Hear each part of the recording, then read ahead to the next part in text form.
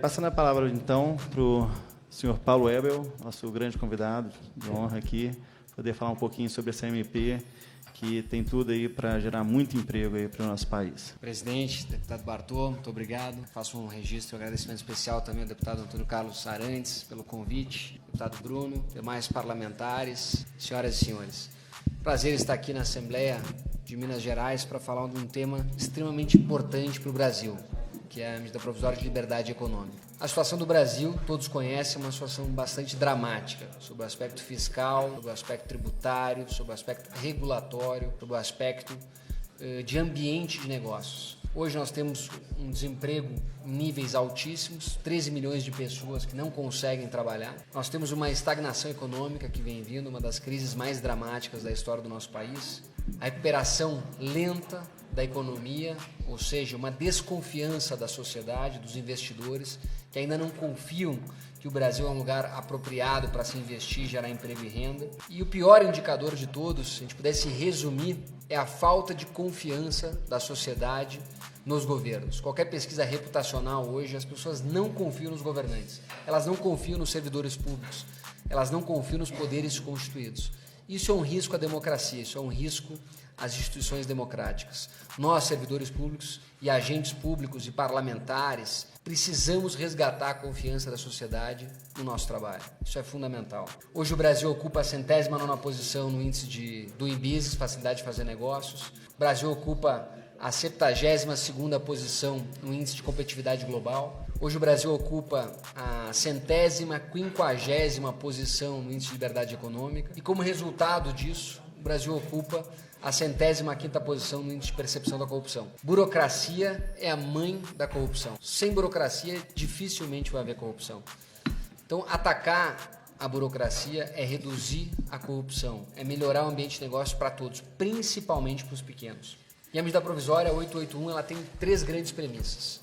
Primeiro, é igualar a situação entre pequenos e médios empresários e empreendedores com os grandes. Hoje os grandes empresários têm bons advogados, bons contadores, despachantes. Agora o pequeno e o médio ficam muitas vezes refém, porque para ir num estabelecimento ele precisa fechar o seu estabelecimento, para ir numa repartição pública ele precisa parar de trabalhar. Isso gera muitos problemas. Então nós precisamos ter um ambiente de negócios que favoreça, inclusive, para pequenos e médios. Segunda premissa importante, foco do Estado nas atividades de risco. Hoje o Estado não tem foco. Ele trata uma atividade de baixo risco e uma atividade de alto risco da mesma forma.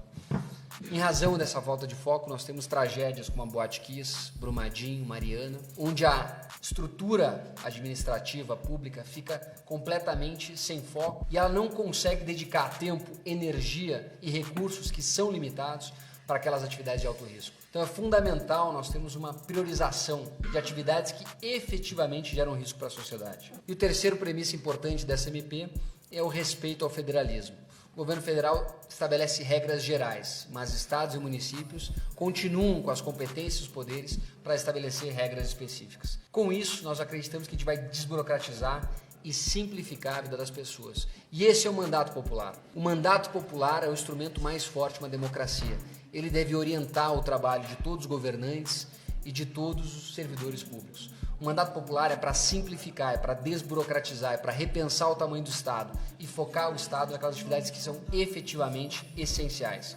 Caso contrário, o Estado precisa desonerar a sociedade e deixar que a sociedade faça o seu trabalho, gere emprego e renda. Então, alguns pontos principais da MP. Número 1, fim de autorização prévia, de licença, de alvará, de permissão, de autorização para quem quiser exercer alguma atividade de baixo risco. O Estado só se justifica se for uma atividade de médio ou alto risco. Caso contrário, ele não tem razão de existir ou de supervisionar ou de ficar fazendo uma análise prévia de uma atividade de baixo risco. As leis continuam valendo, as pessoas continuam respeitando todas as leis, leis trabalhistas, leis sanitárias, leis ambientais. Mas a atividade de fiscalização deve ser posterior, não anterior ao início da atividade.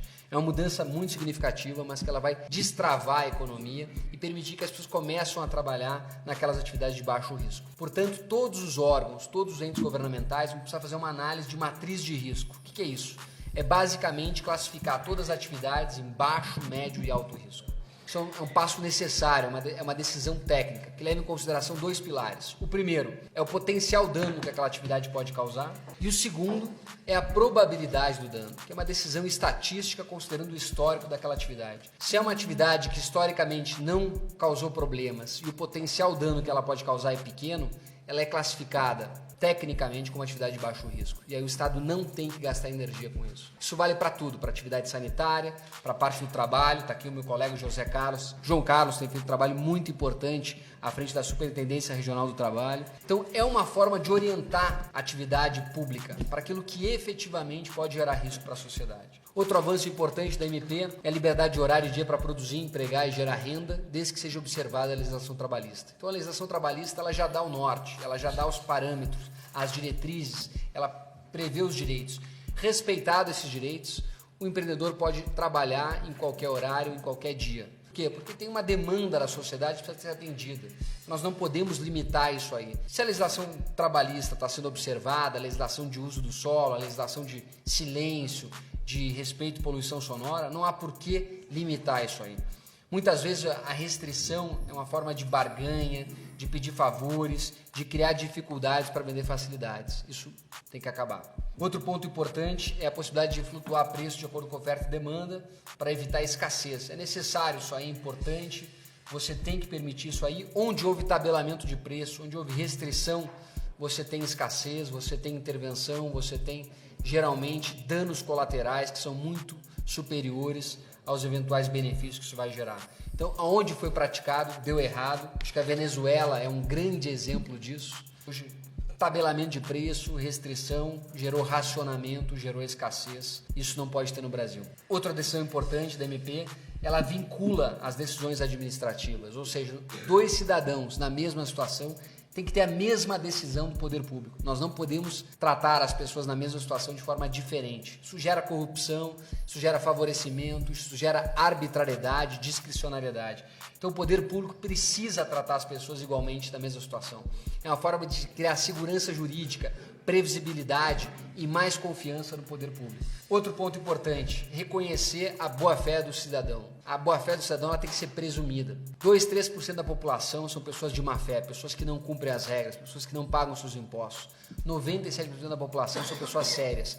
Nós não podemos fazer as regras para esses 3% se aplicar para 100% da população. Nós temos que ter regras mais brandas para aquelas pessoas que têm um histórico positivo e que não dão problemas para o Estado. E regras mais duras e cobranças maiores para aqueles 3%, que são pessoas que são devedores contumazes, que desrespeitam as regras. Então é uma mudança muito importante e necessária para trazer o país para as melhores práticas internacionais, para aquilo que é praticado nos países desenvolvidos, nos países da OCDE. Outro avanço importante na medida provisória de liberdade econômica, ter a possibilidade da sociedade questionar eventuais regras e normas que estão desatualizadas. O Brasil está caminhando para uma integração global nas grandes cadeias globais de fornecimento, de comércio. Foi assinado recentemente o acordo com a União Europeia do Mercosul, que vai deixar o Brasil numa situação de competir num cenário global. Para nós competirmos num cenário global, nós temos que nos prepararmos internamente.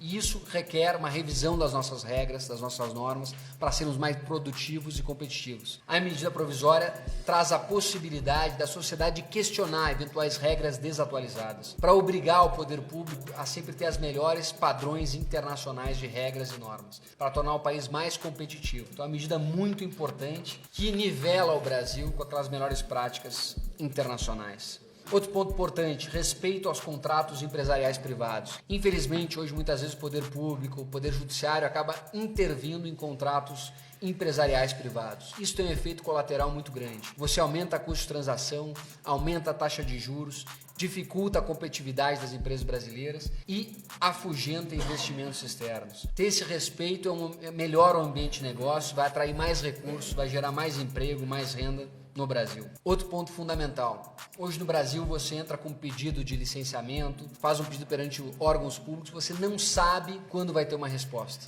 A insegurança é absoluta, é total. Aquelas pessoas que têm um relacionamento melhor, que conhecem um servidor público, que são amigas de algum parlamentar ou que tem um bom despachante, tem um atendimento mais rápido. Aquele cidadão que não tem, ele é prejudicado. Isso não pode acontecer. Isso favorece relações espúrias, relações pessoais, que violam os princípios da administração pública. Nós temos que ter uma administração impessoal, que trata todo cidadão de forma igual. Então, o inciso 9º do artigo 3º obriga a todas as áreas do governo a terem prazos. O próprio órgão vai definir o prazo, mas uma vez definido o prazo, ele é obrigado a respeitar esse prazo.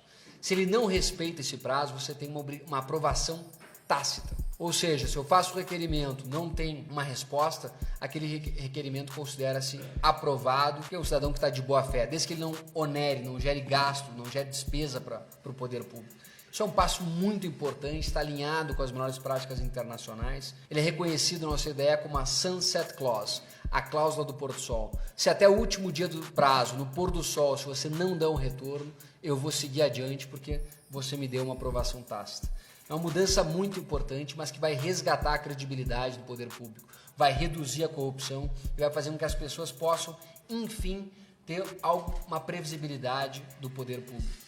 E o poder público precisa ser previsível, ele precisa ser organizado, ele precisa prestar contas à sociedade. Outra inovação importante da medida provisória, ela possibilita fazer a transição de uma economia do papel para uma economia digital. A transformação digital que é tão necessária para tornar o país mais competitivo. Hoje no Brasil, se você digitalizar documentos importantes, documentos tributários, fiscais, previdenciários, trabalhistas, você precisa manter em papel esse documento por 5, 10, 20 anos. Então o que a legislação, a MP se propõe, é você permitir essa digitalização obedecendo critérios técnicos de veracidade, de segurança da informação. Feito isso, você poder descartar esses documentos, porque facilita para todo mundo, reduz custo de arquivo, reduz custo de transação, facilita para a fiscalização, que hoje tem mecanismos de inteligência artificial, de machine learning para usar para extrair dados com maior qualidade. Então, é uma mudança necessária. Isso vale tanto para a iniciativa privada, quanto para o terceiro setor, quanto para o próprio poder público. O poder público gasta milhões de reais, deputado, para manter arquivos que quase ninguém consulta ou consulta com pouca frequência. Então, por que não digitalizar isso aí e dar um acesso amplo, instantâneo e muito mais barato para a população? É isso que se quer. Além disso, a medida provisória trouxe outros avanços importantes. O primeiro deles é o conceito de abuso regulatório. Abuso regulatório é um conceito dos países desenvolvidos que você não pode usar as regras, as leis, as normas para criar reserva de mercado, para favorecer determinado grupo econômico em detrimento do resto da sociedade, para gerar uma demanda artificial por algum produto ou serviço, para dificultar a entrada de novos competidores em determinado mercado, ou muitas vezes para restringir a competição interna e externa. É uma mudança de paradigma grande para o Brasil, mas que está realmente alinhada às melhores práticas e vai trazer mais segurança jurídica e mais mecanismos de defesa para o cidadão e para o empreendedor. Outro avanço importante, ela cria a previsão de análise de impacto regulatório. A análise de impacto regulatório é uma medida que foi criada nos Estados Unidos na década de 80 para você qualificar o ambiente regulatório. O que significa isso? Se você tem o objetivo de reduzir acidentes domésticos por meio de eletricidades, você quer criar uma tomada nova, uma tomada de 3 pinos que foi criada, você é obrigado a dizer, eu tenho esse objetivo, para alcançar esse objetivo eu tenho determinadas ações. Você faz uma análise de custo-benefício de todas as ações, e você é obrigado a optar por aquela ação que vai ter o maior benefício com o menor custo. Parece óbvio, mas no Brasil as regras não são feitas assim. Muitas vezes é uma pessoa que decide fazer algo por outros interesses, ou por uma questão pessoal, por uma preferência, por uma questão ideológica, sem ter o necessário embasamento de dados e de evidência. O que a análise de impacto regulatório se propõe é você obrigar o poder público a tomar decisão com base em dados e evidências. Você tem que fazer o tema de casa, você tem que mostrar quais são as alternativas e por que você escolheu aquela. Por que aquela é mais benéfica para a sociedade e não a outra. Então, isso qualifica o ambiente regulatório no Brasil, melhora a competitividade, dá mais segurança jurídica e vai tornar o Brasil um país muito mais produtivo. Além disso, ela trouxe outras mudanças em leis gerais que estão indo no mesmo sentido, dá mais segurança jurídica, mais previsibilidade e de aproximar a legislação brasileira as melhores práticas internacionais dos países desenvolvidos. O fim que nós queremos é ter um país mais desenvolvido, um país com mais oportunidades, com mais emprego, mais renda, um país mais competitivo. Para isso, a gente precisa mudar a nossa legislação, mudar o nosso ambiente de negócios. Da forma como está hoje, o Brasil chegou num limite. A sociedade está desacreditada nos poderes públicos, a iniciativa privada não investe no Brasil, você não consegue atrair tantos investimentos externos e o país está numa situação lamentável, difícil. Então nós precisamos ter mudanças que tenham efeitos concretos, reais, imediatos, que com isso possamos retomar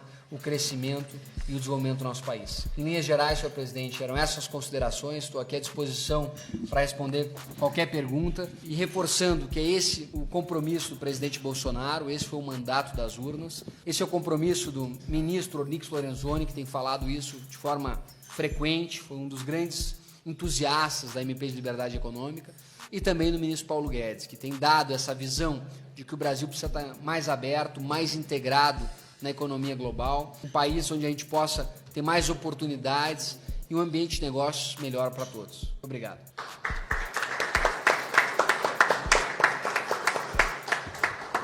Para mim, você não sabe o tanto que significa um refrescante alívio que tenha pessoas como você no governo federal para influenciar até mesmo aqui as instâncias estaduais ou municipais, visto que eu também me utilizei da sua MP para colocar o projeto aqui em casa, ainda está passando nas comissões. Estivemos ontem junto ao Matheus Simões na Câmara de Belo Horizonte para debater exatamente o mesmo projeto, né? Inclusive a gente citou muito o tripé, que seria a liberdade de exercício de atividades econômicas, a presunção da boa-fé e a intervenção mínima do Estado, que são basilares nessa medida provisória, e como que ela realmente tem uma significativa entrada para o microempreendedor, né, que é a base de todo o empreendimento, que é onde começam todas as empresas, e como que isso realmente vai diretamente na questão dos mais humildes, gerando realmente mais oportunidades para eles. E, inclusive, né, onde que eu comento muito, eu, formado em Direito, Economia, posso estar lá disputando um emprego com ele, ou eu posso estar abrindo uma empresa com menos problema para poder estar oferecendo um emprego para ele.